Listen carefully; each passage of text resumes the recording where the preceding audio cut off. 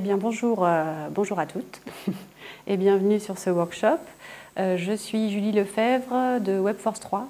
C'est une école qui est dédiée au métier du numérique, qui s'implante sur Nantes, qui a ouvert ses locaux à la rentrée de septembre, là, tout récemment, en centre-ville de Nantes. Et je viens vous parler du coup des opportunités qu'on peut proposer dans notre école.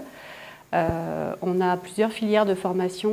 On a la filière marketing digital, on a la filière système et réseau et la filière développement web. En gros, ce sont nos trois grandes familles de formation qui visent l'insertion dans l'emploi, dans les métiers qui recrutent.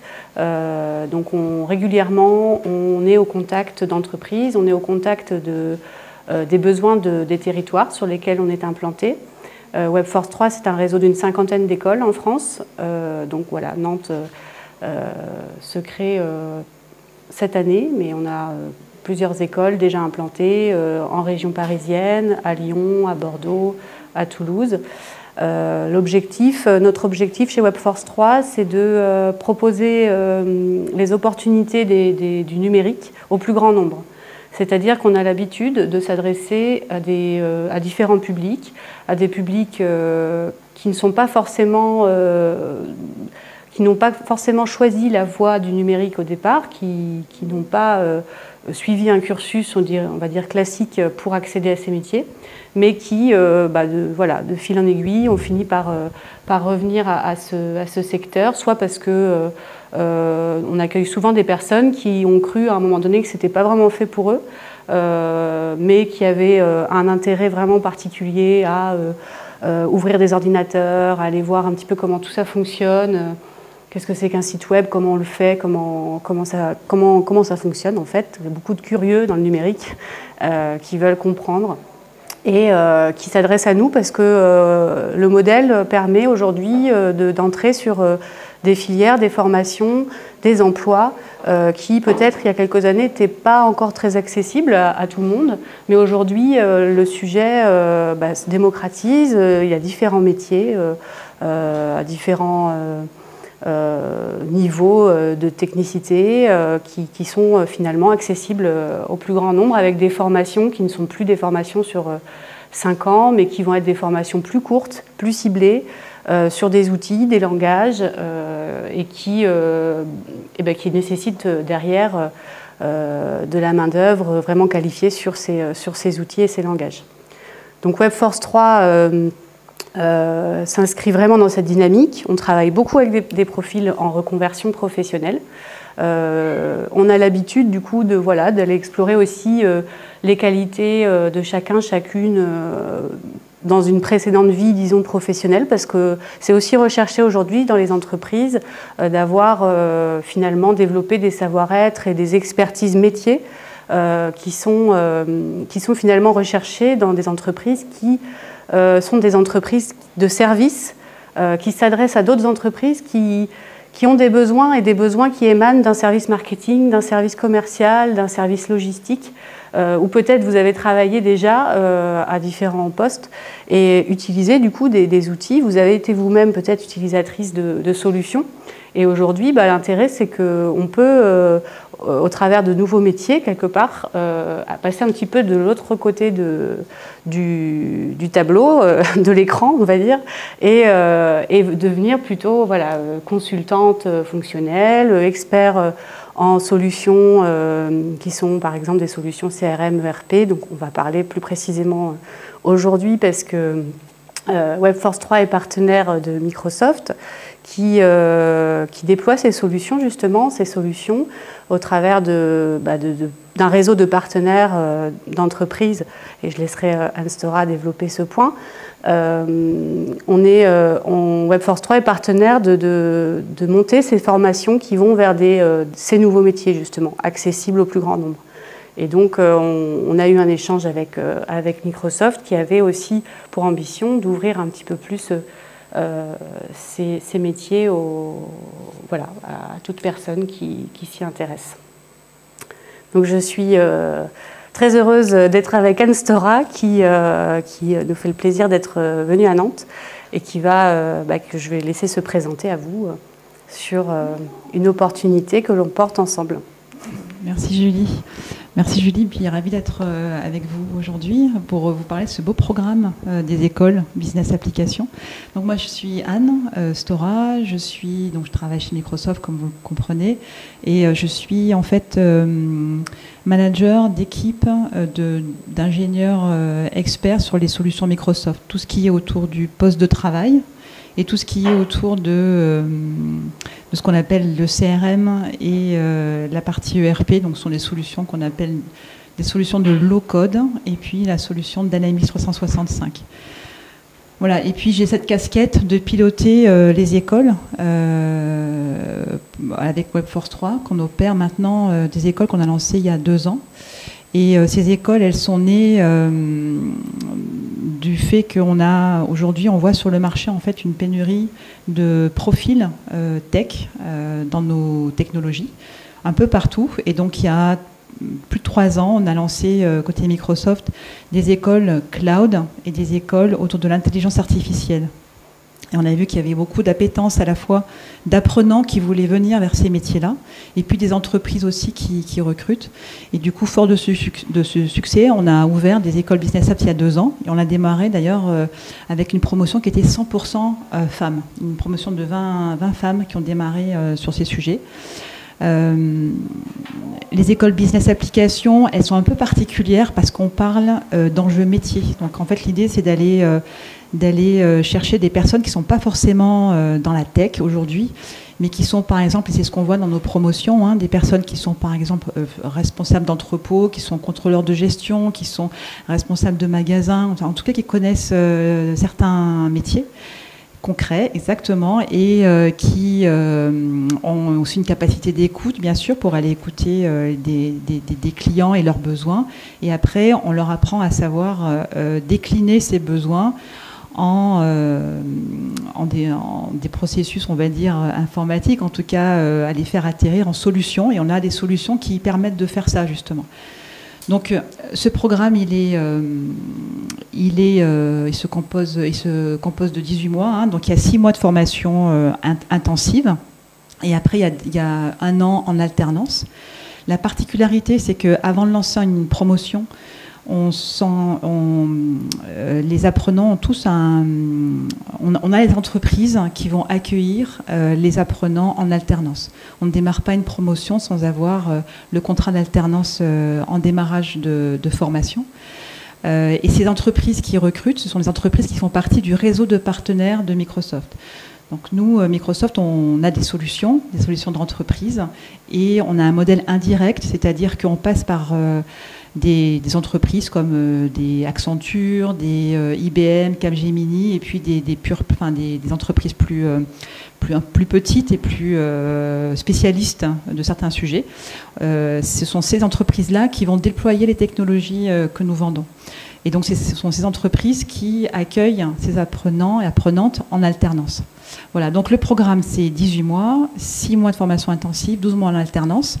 Dans les 6 mois, il y a, on va dire, dans le contenu, il y a à la fois du contenu tech, bien sûr, puisque on est formé sur les solutions Microsoft, et il y a aussi un contenu soft skills où on va en fait articuler des modules autour du savoir-être, autour du leadership, autour de la communication, et puis savoir dérouler un atelier, par exemple, avec des clients potentiels. Voilà, donc c'est une formation assez complète, très riche. Ce que je voulais également dire dans cette formation, c'est qu'elle porte très fort les valeurs de diversité et d'inclusion. C'est-à-dire qu'on cherche dans ces promotions-là à amener des femmes dans ces métiers. Parce qu'aujourd'hui, quand on voit les équipes chez nos partenaires et puis chez nous aussi, même si on a fait pas mal de progrès dans ce domaine, c'est très masculin. Et donc du coup, on est tous convaincus que la richesse en fait des projets et de la réussite vient de la diversité des profils. Et donc donc l'esprit de l'école, c'est d'attirer des femmes dans ces métiers. Et pour vous donner aussi un autre point en tête important, c'est qu'on a réalisé récemment là une enquête auprès d'un échantillon de partenaires de Microsoft et sur leurs besoins en recrutement. Et aujourd'hui, on est sur tout ce qui est business application, application métier. Ce sont des sujets qui sont en forte croissance. Et ça a été vu surtout avec le Covid.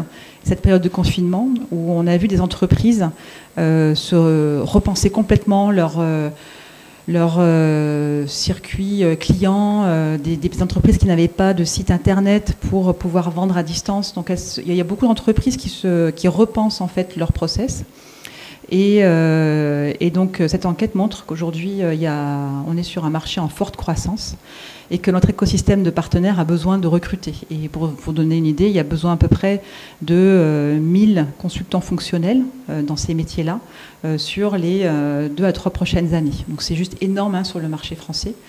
On est sur des marchés qui sont avec des pourcentages de croissance de 50% par an. Et donc voilà, tout ça pour vous dire qu'il y a de la place, il y a de l'envie et puis une forte motivation de l'écosystème de partenaires de Microsoft que je représente aujourd'hui, mais en tout cas une forte envie de diversifier leurs équipes et d'aller chercher des personnes qui ne sont pas forcément Bac+5, ingénieurs, avec un peu toujours la même façon de penser, mais d'aller chercher aussi d'autres personnes qui vont amener leur expertise de certains métiers et leur façon de voir pour enrichir les équipes. Voilà en quelques mots ce que sont les écoles Business Apps. Et si vous avez, après je ne sais pas si tu veux conclure ou si vous avez on passe à la partie questions-réponses, mais en tout cas on sera ravis de répondre à vos questions si vous en avez.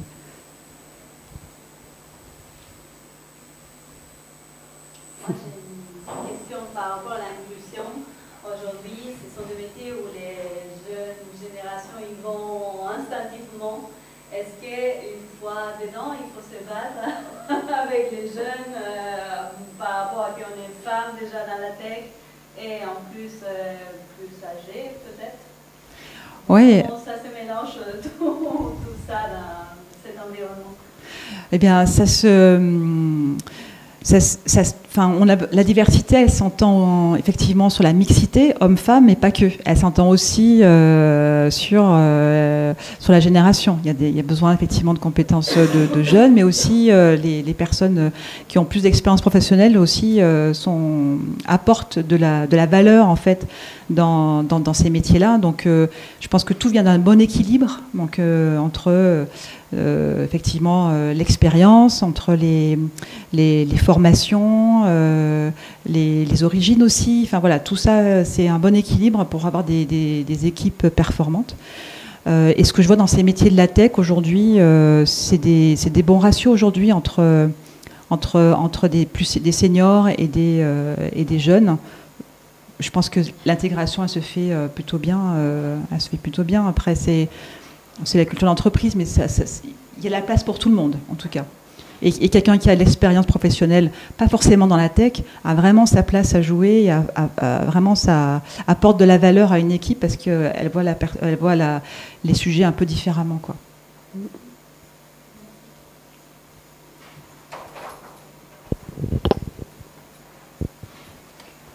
Peut-être si vous pouvez nous donner des exemples de matières en fait que vous donnez quand on ne connaît pas grand-chose en tech. Ouais. Alors en fait sur les modules, on va avoir déjà 2 parcours qui se dessinent dans ces métiers-là. Il y a un parcours plus fonctionnel, donc plus de consultants, et un parcours plus développement. Où là, évidemment, on va tout de suite attaquer sur des sujets de langage, de revoir des langages de base qui sont HTML, CSS, JavaScript, Bootstrap. Ce sont des technos, des langages qu'on apprend en général en basique dans le développement, donc on le reprend. Mais on va assez rapidement monter sur des langages un peu plus complexes et liés au développement des applications en low-code, no-code, qui sont des applications business apps. Et sur le parcours plus fonctionnel, vous allez être plutôt sur une acculturation à la technologie, aux outils, au langage, mais sans forcément qu'on attende de vous que vous écriviez des lignes de code. C'est-à-dire, c'est plus comprendre une logique, finalement, de comment s'articule une application en low-code. C'est souvent des blocs en fait, qui viennent s'imbriquer les uns aux autres pour construire une solution. Donc c'est plus comprendre une logique, disons, dans un parcours plutôt consultant, où là, vous allez savoir comment, derrière, vous allez pouvoir customiser, personnaliser une solution pour les besoins d'un client, parce que chaque client va avoir un besoin différent, en fait. Que ce soit une petite entreprise artisanale ou des grandes entreprises qui emploie des milliers de personnes en France, évidemment, les besoins de la solution ne sont pas forcément les mêmes. Donc, à chaque fois, il va y avoir de la personnalisation. Donc, c'est comprendre comment je vais utiliser, quel levier je vais utiliser pour arriver à des besoins, à satisfaire des besoins clients. C'est plus ça. Et après, il y a toute la logique de gestion de projet, d'analyse du besoin client. Vous formez aussi aux méthodes de Microsoft qui en fait sont beaucoup dans la pratique. Ils organisent des ateliers, par exemple, pour accompagner les partenaires, pour montrer les choses sur des outils vraiment adaptés. Enfin, c'est aussi rentrer dans cette logique, comment faire une démonstration devant un client pour lui présenter une solution, des choses comme ça. Et après, on va y adosser aussi un peu d'agilité, pour enrichir aussi vos méthodologies projet et vous acculturer comment on travaille en fait dans ces entreprises-là pour pouvoir vous y sentir plutôt à l'aise en arrivant, quoi. Mais ça se fait de manière assez progressive, hein.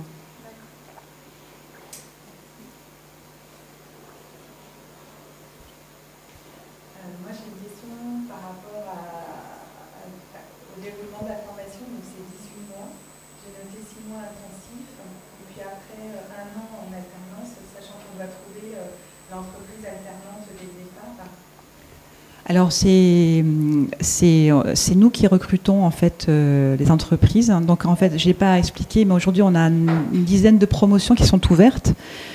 Il y a des promotions qu'on appelle mono-entreprises. Donc par exemple, Accenture, la première promotion a été ouverte avec Avanade. Avanade, c'est une société issue de Accenture et Microsoft. C'était la promotion 100% féminine. Donc ça, c'est une promotion mono-entreprise. Il y en a une autre avec IBM, une autre avec CGI. Il y en a d'autres qui vont s'ouvrir là prochainement. Et puis, il y a des promotions multi-entreprises. Ce sont plusieurs partenaires qui ont des besoins, par exemple, de 2-3 apprenants chacun, qui se réunissent dans une même promotion. Une promotion, c'est à peu près entre 12 et 15 à 16 apprenants. Et donc, on organise, en tout cas, on a un engagement en fait des entreprises de vouloir 2, 3, 4, 5 en fait apprenants. Et après, on lance avec Hopforce 3. Et aussi, on a Social Builder qui nous aide aussi sur ces sujets de sourcing, qui sont spécialistes en fait du recrutement de femmes dans le métier de la tech. On travaille avec elles pour faire le sourcing et puis après organiser des job dating, des entretiens, pour que à la fois l'apprenant choisisse l'entreprise et que l'entreprise choisisse ses candidats. Voilà. Et ça se fait en amont, ça se fait 2 mois, 2 mois avant le début de la formation. D'accord, donc on sait finalement quand on entre en fait déjà. Ouais. On ne choisit pas forcément, en fait, c'est un travail de partenariat qui se fait à la fois avec l'école, les entreprises et peut-être le candidat. Ça se fait très en amont. Le choix, il est vraiment mutuel entre le candidat et l'entreprise. Et ensuite, dès que le jour 1 de la formation commence, et Julie pourra confirmer, en tout cas, les mentors qui vont encadrer, qui vont accueillir l'apprenant en alternance, sont là dès le premier jour. Pour déjà commencer à collaborer, travailler ensemble, et parce qu'on estime que c'est un critère de succès en fait de l'apprentissage et de la formation que d'être très en amont, impliqué et travailler ensemble. Et donc ça veut dire que pratiquement à l'issue de la formation, il y a une chance si ça se passe bien et si le besoin est constant dans l'entreprise, finalement peut-être d'avoir un contrat à la fin. Exactement, ouais. Et donc on est plutôt fiers du résultat puisqu'aujourd'hui le taux de transformation, parce que c'est ça la vérité de la formation, c'est celle-là. Le taux de transformation, il est aujourd'hui autour de 80%. Voilà, donc on sait que c'est un format long de formation. C'est long, c'est exigeant. On parle de reconversion, donc ça demande un fort investissement à la part de l'entreprise, mais aussi des apprenantes et des apprenants. On sait qu'il y a un taux de succès important à la clé, quoi. Et puis un marché qui est là aussi, qui est hyper dynamique. Et puis un diplôme aussi, c'est une formation qui est diplômante, donc. C'est un équivalent, c'est un diplôme qui est un équivalent à Bac plus 3. Oui, c'est un titre RNCP d'équivalence Bac plus 3. Comment? Il y a différents niveaux dans la certification professionnelle, en fait. Bah, c'est RNCP, c'est l'équivalent du niveau Bac plus 3, donc maintenant c'est 6. On parle de 6 plutôt, ouais. Merci. Merci en tout cas de votre présence, votre écoute.